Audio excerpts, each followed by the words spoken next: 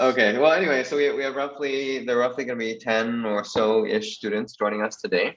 Most students are from both our batch 2 and batch 3. So these are students that are somewhere in between 3 and 6 months of graduation. And so some are like about to graduate and they're going to be applying for jobs, and others are kind of in Ooh. the middle of the course and they're kind of in the thick of things and they're struggling and they're like, how do I deploy? And deploy is like having bugs and stuff. And but basically everyone's a career switcher coming from a non-computer science background. And so Great. in the past, people had requested that, hey, we chat with more people who are also from bootcamp so they can get a better sense of what their experience was like, what Yeah. was most valuable, least valuable about the bootcamp, and how you overcame that job search process to be where you are today. Okay, cool. Yeah, that'd be great to talk about. I mean, Cool. So there should be a few more students trickling in, but basically the format of this is we'll just do a brief intro, and then we'll open up to questions from the students so that they can hear about what they most want to hear about. sure. Yeah, yeah, that'd be good. That'd be good. That'd be good. Cool. Okay. Okay, I think we get started. So very excited to welcome Foong today. Foong is one of my close childhood friends, actually. Believe it or not, we grew up together, went to school together in Hong Kong back when we were back I think we're way like before. four. Yeah, yeah. We're like Like 4 years old. at least 10 years before any of us touched any computing code or anything like that. And so I knew that Foong had gone through a boot camp. Oh yeah, so Foong, okay. I mean, Foong is currently a software engineer, and which is why he's here. And he's currently in between jobs. So he recently finished a stint at this Just company last called week, just last Friday. week, and a company Hmm. called It, which is a app development agency. Michelle, do you have your camera? Okay. App development agency in Hong Kong, and he's about to move to a startup in Hong Kong, a SaaS software as a service startup called Binery that makes accounting software for SMEs.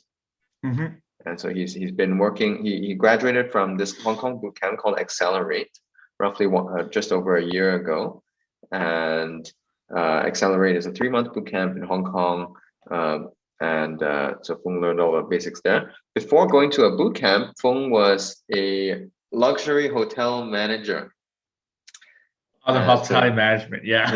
yeah. So he was pretty badass. He was like managing all these people in the hotel, and but he decided he wanted a career switch. I think probably came at a good time given what happened with COVID, uh, and all that. Cool. So very excited to welcome Fung. And Fung studied Thanks. hotel management, so nothing related to coding. Really made the career switch from left field, and is The now very absolute successful as opposite. now very successful as a software engineer. So I think your insights will be very valuable. Thanks for joining us today.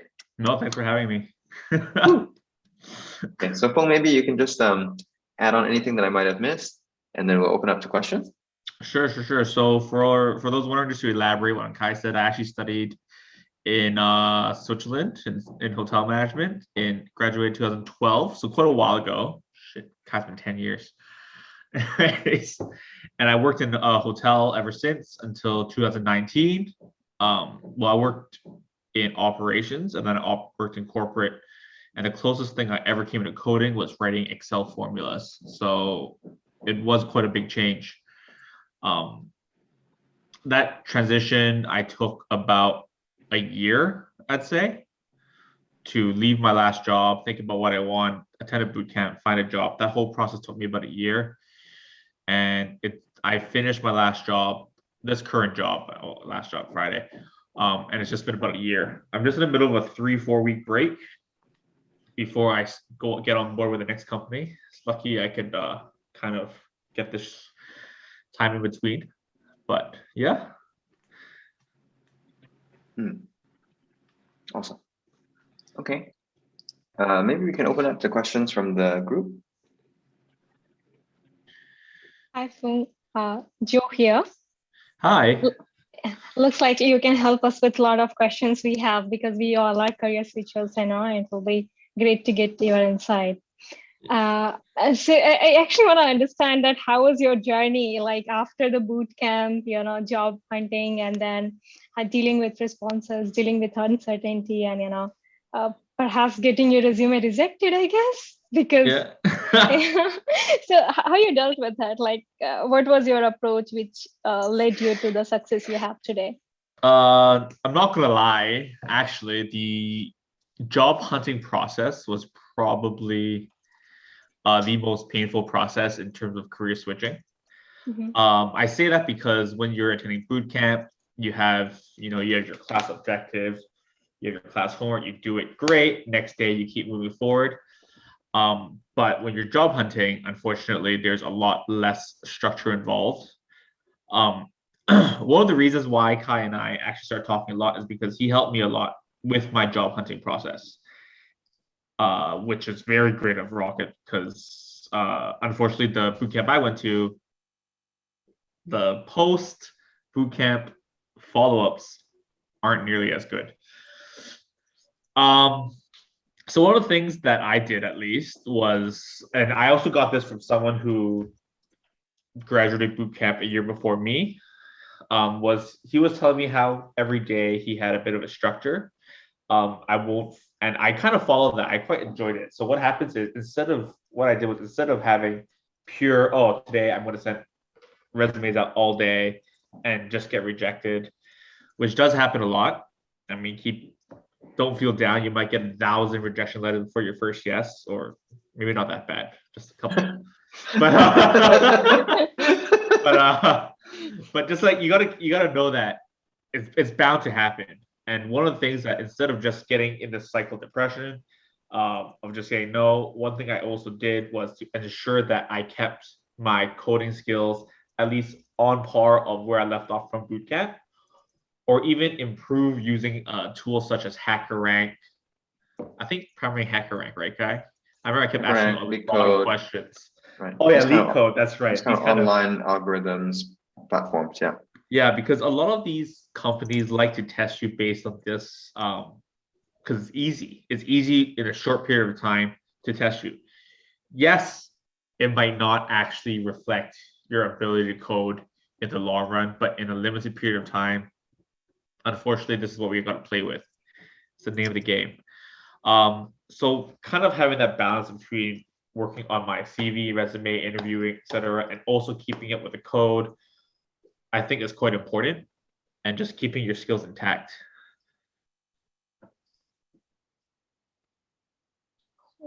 Does that answer? I mean, I'm not sure that's what you're looking for. I'm just kind of weighing it here.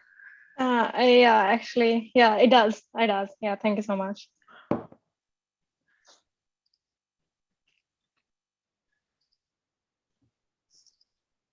So when are you guys graduating? I think 4 more months for us, and the senior batch is 2 more months. I guess. Oh wow. Batch, yeah. Less than I think that. it's less, yeah. Less No, for you guys, for less you than guys, 4 weeks, Joe, basically. it's 3 months, and for the senior guys, it's less than 1 month.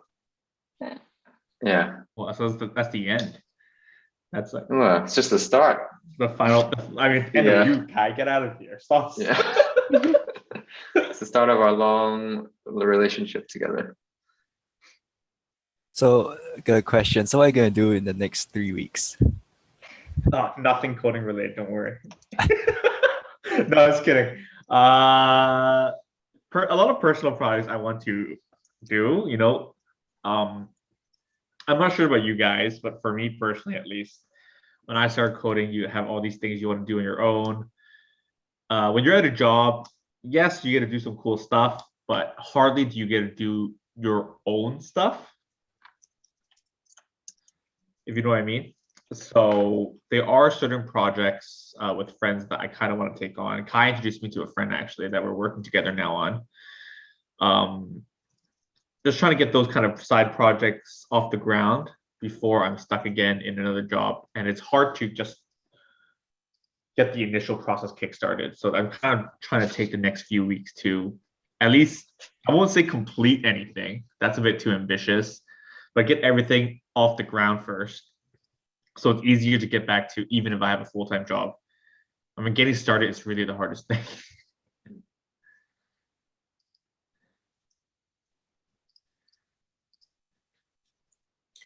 I have a question. Yeah.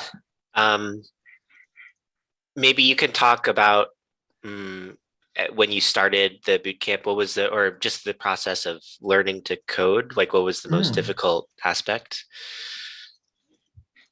Sure, yeah. Everything. I mean, you might be in a process now where you come to class every day and you're like, shit, I don't know what's happening.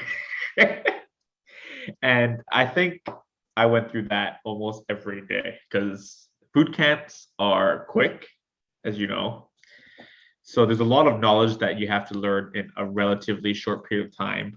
These CS majors out there have 4 years to pick these up. I mean, they don't only do coding, of course, but they have a lot more time to gather that information that you have a relatively short period of time of learning. So it is overwhelming, but there comes a point, I'm not sure for you, there comes a point of time where things just start to click and it'll be a lot easier. So for example, I remember I had a really hard time understanding how classes worked and stuff like this. Classes and objects, it just blew my mind. What's a new class and how do you define that and how's that storing different stuff? I'm not gonna lie, it's not exactly second nature right now, but it makes a lot more sense and it's a lot easier to work with. A lot of these fundamental things, loops took forever, the different types of loops you do. And you might be asking yourself why you need them, but trust me, you will. But just wrapping your head around the way of thinking, the logic of thinking of how to write a program or how a code should work or how algorithms should work. I think getting into that mindset was probably harder. Understand that logic is harder than the syntax alone. Syntax you can always Google. Yeah. Well, And how did you overcome that? Like you said, logic is the hardest part, right? That's the syntax. Syntax is easier, but logic's hard. How did you overcome? How did you get to that point where you felt like it clicked? I mean, for me, I got a bit competitive. And there was a student in my class who was doing pretty well, and I didn't like it. I mean, he's a good friend of mine now. He was doing really well, and especially because we started off in front end. This guy came in as a graphic designer, and so he built stuff great, and it annoyed me. So I pushed myself quite hard with him. So it's not like I hated him. In fact, we're both joining the same company now. He referred me in to Binery actually, but he helped me a lot. So I think working with someone really helps. Working with having a friend to help you who's in the same position as you. You try explain it to each other, teach each other. When you're able to teach something to a partner, teach a day's worth of class or teach that day's specific topic, it helps yourself understand it more. I understand how things work, and I think that really helps because then we'll just kind of take turns doing that. So you would recommend our students have teaching opportunities if they have the chance? buddy up with each other, right? You don't have to teach your instructor. You just feel bad about yourself. But if you teach someone else who's like you're doing loops today, I keep going to loops. I don't know why, but you're teaching loops today, and then you teach your classmate who's struggling a little bit, and you try to explain to them your understanding of how this works or why it works. It might open something for you. It might because you're trying to explain how it works, it might, I guess in a way, just everything just kind of clicks and makes sense for you of how it actually works and things like that.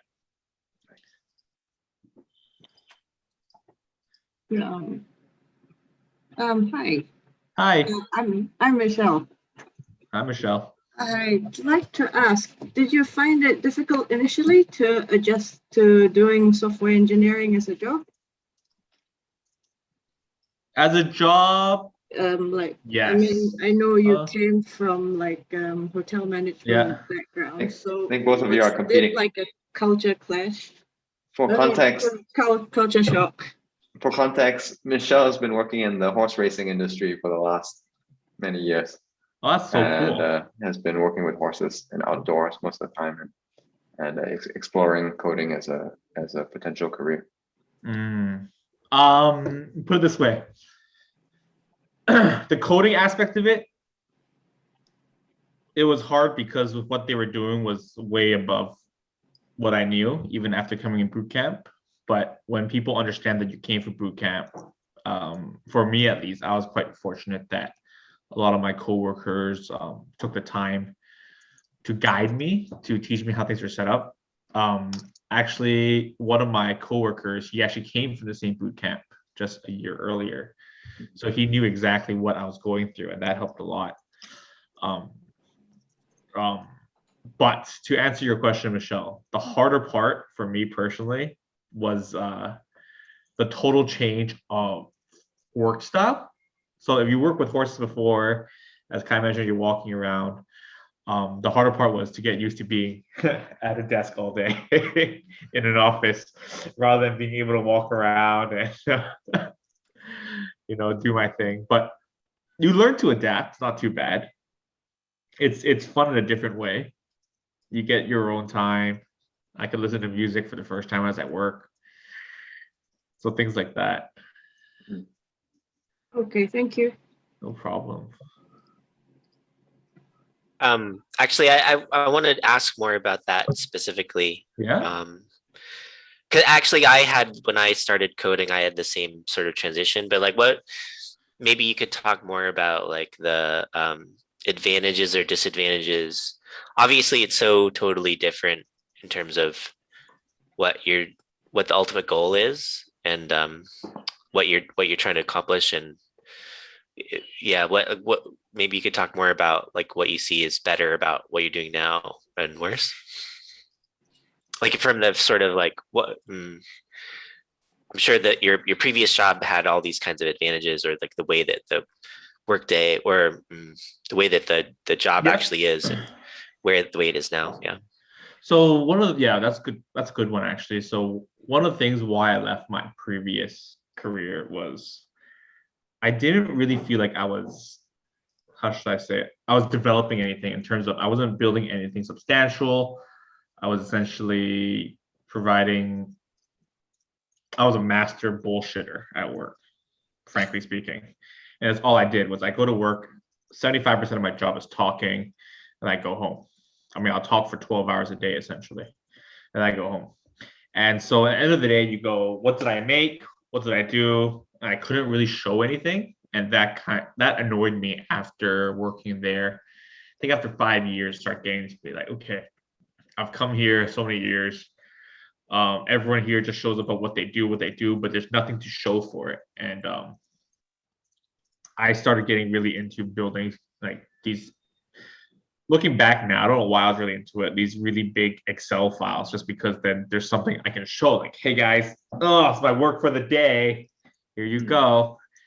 And I found that more interesting than my 12 hours of talking a day. And so now it feels quite,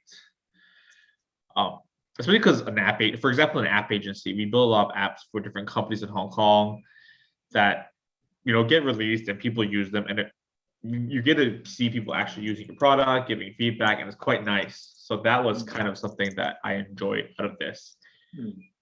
At the end of the day, I can show somebody something like, hey, that's mine, and I built that, and love, sweat, and tears all into that product.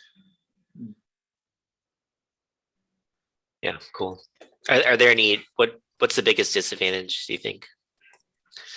What do you miss about your old job? I kind of miss being able to walk around. Sometimes I just sit there like, oh, leg cramp. I've been here too long. Oh, gotta go. But you can't. I go for a coffee, but it's not the same thing. Whereas in the hotel, the whole building was ours, so I'd be anywhere in the hotel. And the more time I'm away from my desk, the harder they assume I'm working. Whereas now it's the exact opposite. So I kind of miss that sometimes. And there's not as much drama or action going on. You develop. You've got the biggest drama you have is I've got a bug. It's a bit different. So pros and cons. There are times when I talk to my old coworkers and they're going through a lot, and it's like, yep, That's why I left. Just can't deal with that. Then it's good. I mean, there's definitely pros and cons to everything. So I chose this, and I think that I'm quite enjoying it. Cool. Nice. Hi, Foong, Jerome here. Hi. Thank you for the time. Yeah, I was just looking at your experience with the habit. I was just wondering in terms of like your experience with the startup, like what was it like in terms of like maybe like the working hours, especially it seems like you delve into both the front end and the back end. So my first question is like what's your experience with like the startup generally? Like I mean I always imagine like it to be more like long hours and all that. Then the second question would be like how was it like doing both the front end and the back end? Maybe in terms of like maybe if you could share more on the API aspect of your role there. Yeah, thanks. Okay, sure. In terms of work hours, honestly speaking, it's probably the shortest work hours I've ever had in my life. 9 till 6, 9 till 7 maybe is pretty much the longest I do compared to hotel industry. I'm not sure what horse racing industry, Michelle, but hotel industry is notorious for 12, 13, 14 hours a day, especially in Hong Kong. So transition from that to this was like, oof, I can now plan for after work. It was great. In terms of the actual work itself, truthfully, I spent a lot more time in comparison working on backend technologies rather than front end. Front end I did do quite a bit, especially towards the beginning. I did a lot more front end. But it's so in this environment, it's quite clear segregation that you've got your front end guys and the back end guys, and it's quite segregated. Not that we don't talk to each other, but when you split tasks, it's easier to handle that way. Then one guy doesn't have to do everything, and then you collaborate and work together. But it's quite common that there are guys who are specialized in either sections. And that way, so once I started working on backend technologies and doing more backend work, I naturally progressed over time to work a lot more on backend, unless you're doing some admin panels, for example, or stuff that aren't nearly as customer facing. Then I would work on that once in a while, but just because I got bored of backend sometimes. So yeah, so in terms of work, there's definitely two teams, is like quite clearly, and it just takes a lot of, I mean, surprisingly, there was a lot more communication between the front end teams and the back end team that I would expect going in. When I always hear about software engineering development, I thought that no one talked to each other, but instead I was wrong. It was a collaboration process every day, especially in a smaller company, as you mentioned.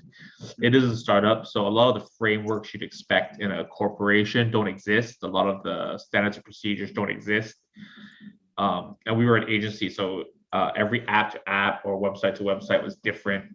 So, I mean, even the tech stacks could be different. So it took a lot of deciding on the fly of how we should do things. Our clients, usually the clients who hire us don't have much tech background. Some of them do, I'd say like 75% of them don't. In that case, you'll have to make up these kinds of decisions for them. So in that sense, it was quite exciting that you can kind of just keep going with this and deciding what to do. And in that way, working in the startup is quite freeing. However, it is chaotic, and sometimes when you wish for structure, like I don't know how to do this, you don't have as much of a safety net where some guy steps in like, whoop, I got you, don't worry. But it's trade-offs again. So that was my experience, at least working in the startup. Thanks, Foong. Yeah, my second question was with regards to like API work. Do you like work with stuff like like Google Analytics API or maybe Google Sheets API, or what APIs did you like have to touch on, and how does that connect with like the backend scope of work generally? Yeah. What APIs do you? Wow. Okay. Well, Tell us all your secrets. a lot, but I don't think I've ever used the same API twice. Each project is very different, so For example, there's the MasterCard Gateway APIs, the Shopify APIs, the Stripe APIs. We had some really weird APIs come in for different tasks. Like the client had their own universal login accounts, so they have their own APIs that they connect to. But essentially, it doesn't really change much in terms of how, like, what we do, because when everything you use for the first time, when you learn to use it for the first time, it's always about the documentation and testing it, and hopefully that you can get it right. Usually, if the APIs, if you're asking more specifically, only the backend guys would deal with external APIs, whereas the front end guys will only connect to the external APIs through the backend, if you must know. So yeah, I mean, we had this quite an interesting one with MasterCard. These guys wanted to kind of build their own data. Because so just let you know, MasterCard payment gateway, the whole thing's called. They store a lot of data, but they don't share a lot of data back to you. Security issues, right? But they wanted to keep their own sets of data. So how to get that connection going through, storing the data, securing the data, working with stuff such as PCI compliance to ensure that the data you're storing is safe. I mean, these things, API to API, it's super different. It's very hard to be like, oh, this is one, and it works like a charm every time. It's a lot of trial and error. Google, since you asked a lot about Google ones, we don't use nearly as often, primarily because, well, if you start using them at scale, they get quite expensive. So that's like the pretty much the primary reason we don't use them very often. But yeah, it's really hard to say. You just gotta be on your toes the whole time, especially when you touch external. They're not the most fun things to do because you're no longer in control. But I mean, it happens. You gotta do it every time. It's a new challenge. Thanks, so. Yeah, I think that gives a much better scope of like what backend's like. Yeah, thanks so much. No problem. Can I ask a clarifying question, Jerome? Did you mean I think because Foong, your resume has about designing and implementing APIs. Yeah. And Jerome, did you? I think that refers. Does that refer to the APIs you're building between your backend and front end developers, or is that the external ones? We had both.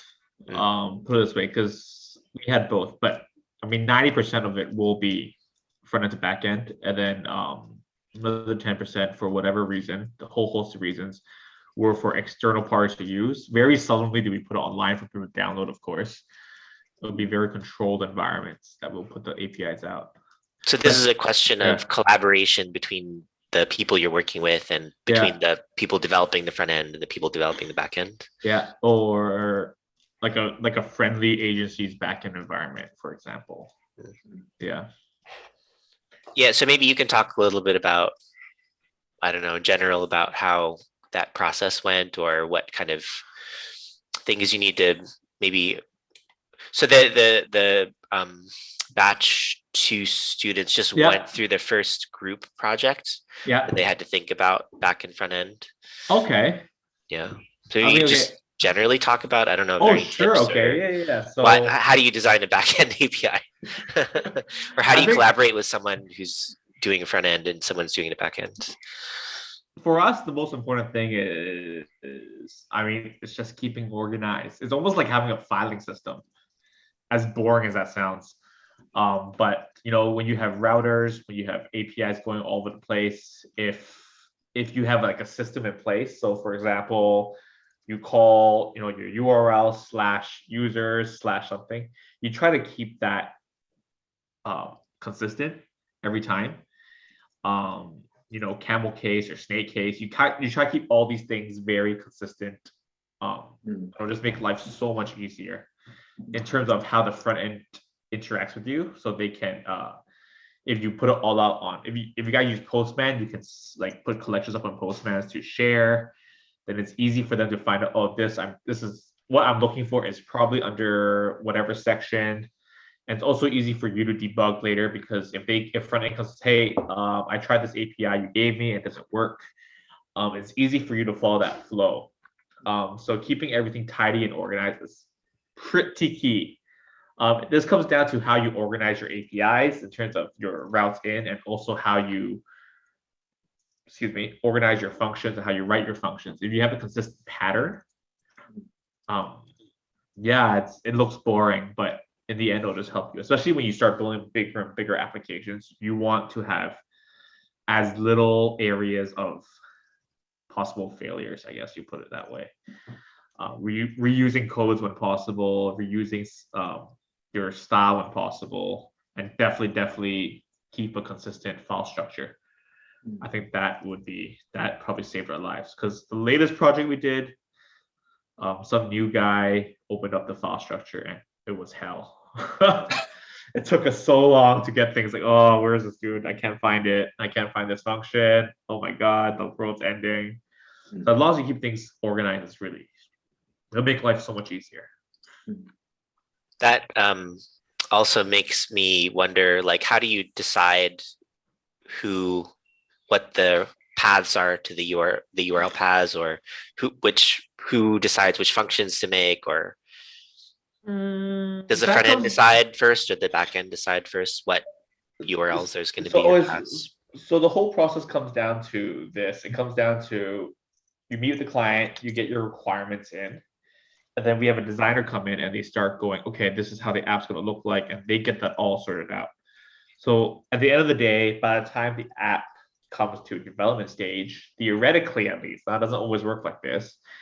You have the UI, you have the UX, and you have a requirement doc. And it's a requirement doc. Usually it goes, okay, we need an API that does A, B, C. I need to fetch back this sort of data, and then it'll be quite easy to do. So the easiest way, like just really, really simply, if you have this all designed out, you can design your APIs, for example, by page or by section, and get it like that. Or if we have, for example, we had a food delivery app, they would do it by, for example, you have users, and then you have dishes, and you have categories, and we'll split it by that tier, and that. So usually it's the backend, for us at least in our company, the culture was the backend guys will go in first and build up all the fundamental APIs. And what that means for us at least is usually the CRUD functionalities that you guys probably learned. And from there we branch out based on the requirement list, and then and there's always going to be requests from front-end devs on, actually I need more information, or I need another API to get whatever data. It's okay, and then you work together and just get that out. And it's quite obvious where those will fall into place. Having a solid UI in place kind of helps to have that section split up for you. Cool, interesting. Yeah. I'm not sure how you did it, Kai. You probably have a better way to do it than I do. You've got much that's what I want you to think. Yeah. You guys probably have some robot do it for you. I don't know. Yeah, they just went through their group project where they're doing React and Express in the back end. I think it's not always obvious or clear how you would actually not at all collaborate and meet those two things together. Yeah. There's a lot of fights, guys. The way I like to do it actually is I don't like to separate, and I know different companies do things differently, but I don't like to separate front end and back end roles. I like to separate roles primarily by feature. So like whoever's working on a specific feature will do both the front end and the back end for that feature, so that there's less of this communication overhead needed between who's working on the front end for this feature and who's working on the back end. But I recognize it depends. Like at larger companies, of course, there's more specialization and all that. Yeah. I mean, that's good too, but you also run the risk of each section may function a bit differently. It's really hard to kind of consolidate that. So there's pros and cons, right? True. So for us, we try to keep a consistent backend style and consistent front end style. So that's how we did it. But I mean, yeah, you're right. There's so many different companies have different ways of doing it. You also don't want to end up with a set of backend and front end stuff that only makes sense to that one person who developed it. Yeah, exactly. Yes. So that's actually one of the big things that we were working on as I left is how to have boilerplates. So every time you walk into a project, I can pick up any project, any repository, and it's simple for me to go, but okay, I know where this is. I can find authentication. I can find where my tables are designed here. Yeah, so having that file system makes life so much easier. So if you develop your own style or you kind of pick up on different styles, it makes life a lot easier. Hey, don't you force your students all to use lints already? Like ESLint from day one. That does It help. doesn't, yeah, it doesn't fix the if they make a weird like API route path. True. Doesn't prevent that. Print some stuff, not bad. It's a start. It's a start.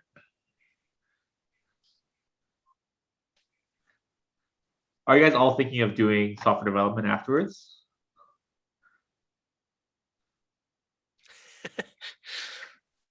Man, I know some of my classmates didn't, so it's fine. Hi, Foong. Hi. This is Donghua here. I just joined Basic, so I'm not really into technical stuff, but I would just like to ask you, based on your experience, what is the most common problem or issue that a new software engineer face when they first start out? Or yeah, like maybe applying what they learn into work, or is it working with others, or what's the biggest problem? Or maybe you yourself face when you first started out? I think the biggest problem is mindset. I don't think coding, strictly speaking, is the hardest thing in the world. And I'm a believer that at least most people can do it if you put your head to it. But a lot of people, it is intimidating when you first come in and you see this dark page, a bunch of text. You're like, oh my God, there's so much stuff here. I don't know what this is. And it's very easy to turn your mind off to it and be like, oh, this is too hard for me. I'm not smart enough, whatever. And that doesn't really go away because every time you start a new project or every time you go, you see something new. Up to last week, I was still seeing things, software development related, that I've never seen in my life before. And I think if you approach it with the right mindset, being like, okay, well, take a step by step and figure it out, you'll get a lot further. Some people come in and they freak out, whether it's in the boot camp or whether it's in the job experience too. And I think that's why a lot of people kind of paint themselves into the corner. Some people, for example, only know how to do React. And I mean, only know how to do React. I mean, they literally cannot even touch a Node.js script because they don't understand anything. They literally only know React. But I think it's because sometimes they're just too afraid to break past the mold, the whatever, the mental wall that's keeping them in. And I think once you're able to just be like, look, if that guy can do it, I can do it too. There's so many software developers out there. Not every one of them are geniuses, So I think once you get past that mindset, it makes life a lot easier. Okay. So there's not one skill. I'll put it that way.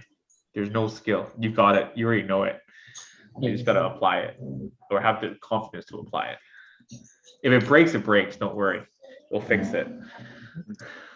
Okay. Thank you, Foong. Thank you. No problem. Well, can you share a bit more about because some of our students are about to graduate and about to go through the job process. Can you share a bit more about your own job process and what were the ups and downs of that, and based on what you went through, what you would recommend for everyone here? Sure, yeah. So just give you the full story. When I finished my boot camp mid-April and I didn't start my job till mid-June. And that was not by choice. That was because I couldn't find a job for 2 months. So when I left boot camp, it was the start of COVID. I don't think that really helped because a lot of uncertainty in the air. But either way, it was hard. Like, it was really hard. Like, we had a lot of no's. People look at you and they go, like, I like your attitude, but you're missing your years of experience or whatever crap they throw at you. There's a lot of reasons for that, but you've got to kind of be, if you can, in a sense, be a little pushier. And I think that helped. So I annoyed Kai like a lot to help me go through. So essentially any test I can get my hand on. I think I did like 3 tests. At least I got my hands on at least 3 tests before this one. Not everyone will give you a test. You just take a step by step. Don't worry. You go for interviews. I mean, you touch up your CV, you touch up your GitHub, and you touch up your LinkedIn profiles. These 3 things pretty much are the key, and you get your interview, you pass your interview, you get a coding test, you pass your coding test. You just gotta take a step by step. The hardest part was I felt like I was starting from scratch, and essentially you are. And yes, your years of experience before, it does come in handy. But at the same time, you have to know that these people won't accept that for you. They won't just look at you and be like, hey, you took bootcamp, you must have a past career, and I don't know what, that skill must help you. No one ever looks at it that way. You kind of have to force that view in. And it does come in handy. So for example, as I mentioned to you, I talk a lot. I talked a lot for my past career. I dealt with customers, I dealt with staff, I've dealt with coworkers, the whole shebang. And it helped me in my job with communication on how to get products running. But in my interview, my last boss, that wasn't a thing. It's not like, oh, you've got great communication skills, let's hire you as a software developer. It doesn't work like that. But 6 months into my job, I got a raise, I got a promotion because that skill is helpful. It is good, but it's not on paper good. But if you're able to communicate what you have to offer to the table, besides being a software developer, it could be whatever. It could be your task management skills. It could be, like me, your communication skills. It could be your project management skills. It could be, there's a whole host of things. It could be anything. If you're able to communicate that more, these skills are actually really useful. A lot of software developers out there can only literally code. And your past experiences are valuable as well, but you just have to find a way to let people know or show people why that is. But besides that, you just gotta put your head down and grind. Working out, if you're going to go the more traditional route, for example, of looking at how to get a job and what that process is like, understanding congratulations if you passed your first ever coding test. But if not, like I didn't, and most of my classmates didn't, understanding what went wrong, asking questions on how you can improve to the recruiter or to whoever tells you no. I went out for beers with companies that rejected me just to have a better understanding of why they rejected me. Not all of them turned out to be great talks. Some of them were, just like, oh, you don't have an experience. And that does happen. I mean, frankly, I didn't have any coding experience. And that does happen. But trying to build that understanding of why and how, and just keep improving and keep learning. I mean, you are starting again. There's no harm in just asking. You get more by just simply asking a question. So I'm actually still in touch with some companies that rejected me. It's really weird. I just ran to them the other day. I randomly walked outside their office by accident. And then the guy, they came and say hi. It was pretty awkward. The recruiter's like, hey, Foong. I'm like, oh, hey, it's been a year. Nice. They're ready to hire you now. You've got that experience. Yeah, right. That's what I told them, but it's too late because I have another job. So Yeah. Sucks for them. So yeah. So Cool. Yeah. Thanks, Paul.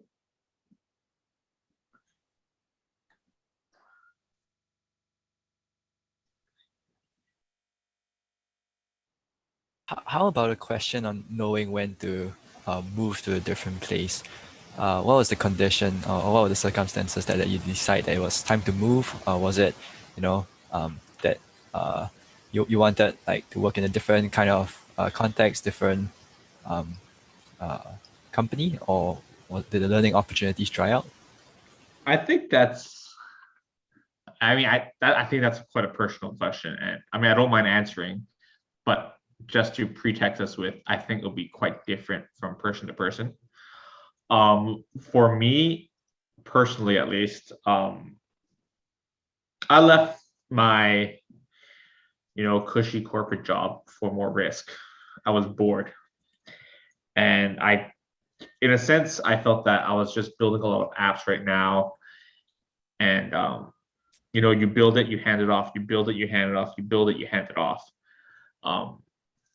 And I wasn't able to see a product to its, I guess, final stage, fruition. I don't know. You just build the initial stage. Oh, here's your product. Thank you very much. Pay me next.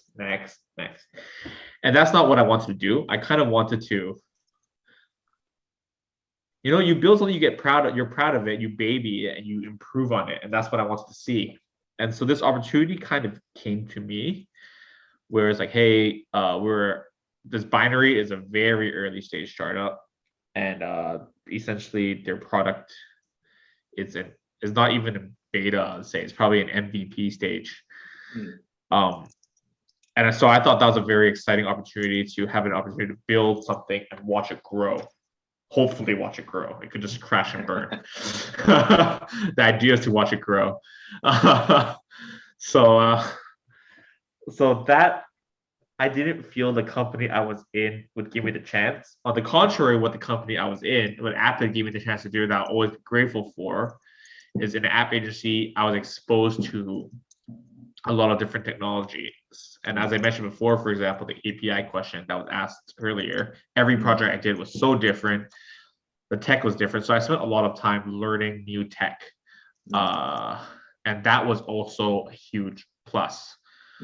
But I think I've been exposed to, I won't say all the tech, definitely. There's so much out there to learn. I mean, software engineering is a huge subject, but it's enough. And I decided to go with a company that's closer to the goals of what I set out to do when I first changed careers. And I mean, Appen, I'll be forever grateful for. It was my foot in the door into this industry. It treated me well.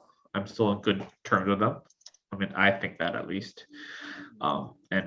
Yeah, so that's why I changed, and just gotta know why you're doing what you're doing. So it came down to, is this job bring me closer to what I want to do in the long run? If the answer is yes, I just went. Yeah, so I hope that answers your question. It might be different for everybody. Some people just be like, well, because I was bored or whatever. Hey Foong, so I have a question for you. Yeah.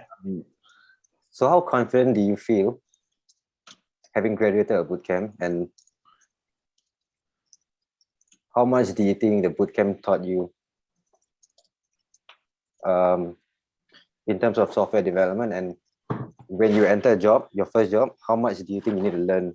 How much more do you think that you haven't learned? That's a really good question. I'm glad you touched up on this too, actually, because boot camps, as good as they are, they do teach. They have to start from scratch. I mean, they assume you know nothing. I mean, I didn't know nothing, but they assume you do nothing. Yeah, what was your background before the? What was your background before the bootcamp? Like, do you have any prior? I think came in late. Yeah, so Foong was hotel management. No, I mean experience with coding wise. Like any experience coding before that. I had experience writing if statements in Excel. Does that help? Okay, cool. I had VLOOKUPs. That was pretty big. It's pretty advanced. But yeah, so that might help a little bit. I don't know, but not much in terms of coding. I've seen other people's codes, just because I went to IT department just to mess around. But not much, honestly. I couldn't understand jack.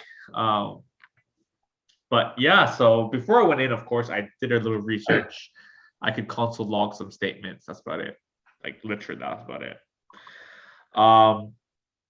Boot camps teach you all the fundamentals. So it gives you the ability to, how do you say, it's a starting platform, it's a launching platform for you, but it's not something that would make you ready for the first day. It won't make you ready for a full-time coding job just like that. So even after bootcamp, you've got to put a lot of time in. It gives you the building blocks to understand what you don't know, but it allows you to then research and understand Stack Overflow a lot easier, put bits together, but there's still a learning process after that. So when I went into my first job and I opened the first React project, when I opened the first Express framework, you know, I almost pissed my pants. I was really scared. But in that way, it wasn't foreign to me anymore. So that was the first good thing. But I still had to go in and learn how people were writing their functions more efficiently than I was, why it was like that, or certain tips and tricks of how things work. So for example, I don't know what database you guys are using now in your Postgres. Postgres, yeah. So me too. I use Postgres a lot. But when I went to my first job, Appit, all they used was MongoDB, and I knew nothing about MongoDB. So like things like that. But then because I had experiences looking at how these file structures work, you know, your services, your controllers, your routers, it took me a bit of time to learn more and understand how things are running. But it provided me with the fundamentals to at least know what to look out for and how to learn these new things. So you're not going to come out of there being star coder, but it will give you the ability to learn how to become a star coder one day. I'm not a star coder. Code-wise, like comparing, like since you come from bootcamp, also comparing a bootcamp student's code to a production ready kind of code, you know, like compare like code you wrote when you were in bootcamp. Yeah. Is there a difference? Do you see a difference?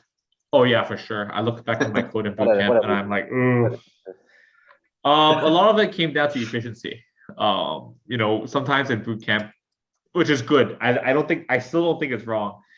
The main focus is how to get things to work. You got to get everything to work. And it doesn't matter if your code takes, 6 minutes to run. If it works, it works. But when you go to production, there are times where you just got to be more efficient. And I mean, Kai, I don't think you teach time complexity stuff, right? Or complexity. We do. Oh, you do already? Yeah. Damn. We do. Yeah, we didn't get that kind of knowledge in our boot camp, so this is really good. So things like that you have to start considering and really improve on, or how you start writing, your 17 lines of code can actually be 3 lines of code, like things like that. But they didn't really mind in the beginning of me writing, these inefficient codes, as long as I refactored them. But there is a difference for sure. But it just takes experience to learn. You see what your coworkers are doing, they give you advice, and before you know it, you're writing just like them. I mean, even right now, there's some people who like to write even more efficiently than me. I still like to label up my variables sometimes. It'd be really, they call me very lame, but I'm like, screw you, it works just as fast as yours. I'm just, using more. Good to be clear. Yeah, it's good to be clear. But yeah, there's a difference, but it's not too bad. You can definitely earn and get experience with that. Okay, thank you. No problem.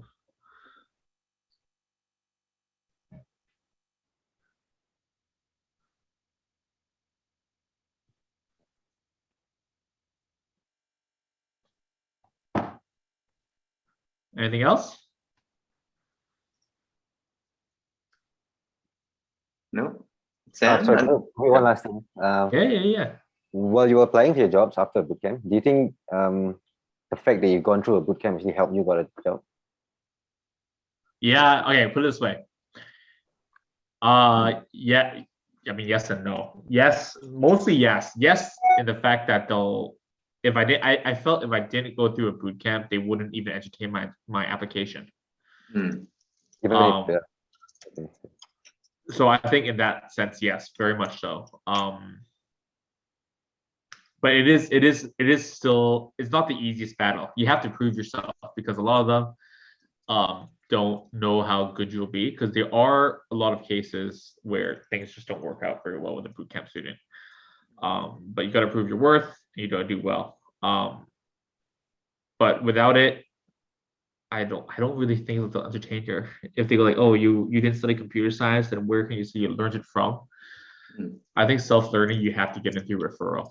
You have to really, that's a lot harder to prove yourself. But with a bootcamp, at least you could point to someone like, I learned coding from here. I know how to code. Give me a chance, and they'll listen a bit more. And this industry is good in the sense that it's more and more normal now to see bootcamp people. Because I mean, when I went to university, I don't know how Kai thought about going computer science. Not many people thought about it in Hong Kong, at least. Our parents were like, playing with the computer, that's just playing. Then no one really thinks about going to computer science. So there is a shortage of people that aspect. It's a very young industry in terms of the manpower. A lot of my cohorts are very young. So people who change industries bring some maturity, and it's quite good sometimes. It's quite nice for them to have as well. I just have a quick question about, you mentioned earlier that you said you felt kind of bored after like working on these like MVPs and then shipping them off to a client. Yeah. Could you tell us more about that experience, like prototyping these designs so that you could deliver it to the in-house team to continue to maintain, or just to see a proof of concept? So what we did was, essentially, it wasn't necessarily just an MVP. It could have been the final product. But a lot of the people we work for, a lot of people who look for an app agency especially, are those who usually don't know much about tech. So they're not looking for anything too crazy. It could just be an e-commerce app, or their loyalty program app, or I don't know, whatever. So for example, the biggest one we had was an insurance company, and that was probably the most interesting, and we maintained that as well. But so what happens a lot is, but it depends on what team you're in as well. So I was on a team where I built everything from scratch. So not often will you find developers who start we start another Express server, we start another Express server, we start another Express server. But that's what I did essentially. Like every month, like, oh, time to start a new repo, a new server gets launched, deploy that into a UAT server. So when you do that, you're gonna build a lot of stuff. You import in, you put the frameworks in, you build the APIs for, you build the React for, but it's very surface level when you do it so quick. You don't. So for example, like let's take something extreme. Let's take Facebook, for example. The first iteration of Facebook was much simpler than it is now, or any big thing out there is much simpler. So I built that simple version, but you don't get to improve on it. You don't get it. Oh, this feature would be really cool. Oh, we could have made this feature more efficient and faster. We could have done, we could have combined these things and done something super cool with that. I never got that opportunity because all we had was build this app, make it work, send it off. Build this app, make it up, send it off. And we're not looking to improving it. Improving it meant more cost for the client.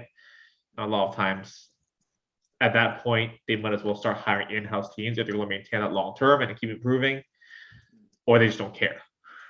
So that was something I was missing. And that's something that I am actively seeking out. And that's also a big part of the reason why I decided to go from my current role. But at least the good thing about that, as mentioned, is you see a lot of different things because every client wants something different. So for example, we wanted stuff like a socket, a chat app in one of them, because you can play with a socket. That's not very common. You work with payment gateways, you work with, all different sort of things, map APIs, you work with, I'm just throwing terms out right now, Kai. I don't know what I'm talking about anymore. But no, that's awesome. So that's the trade-off. You get to try a lot of different things, but you don't get to see it, grow. It's like you don't get to see your baby grow. It sucks in that way. So yeah. Awesome. Unfortunately, I think we're out of time, but that was so amazing. There's so many valuable insights there. Thanks so much, Foong, No, for being thank with you. us. Maybe before we break, would you have any final advice for our students who are making the career switch? Yeah, there are times where you think it's just not for you, or you think that you get a lot of rejections from job applications. It happens. Don't get down. Just pick yourself up and keep going. It's easier said than done, because I definitely did feel like crap when I got all those rejections. When you really want a job, you pour your heart and soul into that coding test, but stick to it. It's fun. It's a journey. I'm still in that journey. I'm not where I want to be yet. I'm still going, but it gets easier from there. The second job was a lot easier than the first. The first is definitely the hardest. And I think that goes for any industries, especially if you're switching. I'm sure you've had that experience for your first job before. It's hard, but I mean, stick to it. Thank you so much, Foong. No, thank that was you, so guys. good. Thank you so much. Amazing. Thanks, guys.